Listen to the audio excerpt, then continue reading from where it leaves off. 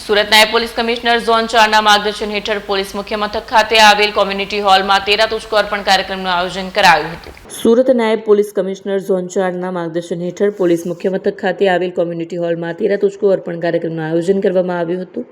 કાર્યક્રમમાં સંયુક્ત police commissioner sector 2, નાયબ પોલીસ કમિશનર ઝોન 4 તેમજ મદદનીશ પોલીસ કમિશનર સહિતના વરિષ્ઠ અધિકારીઓ ઉપસ્થિત રહ્યા.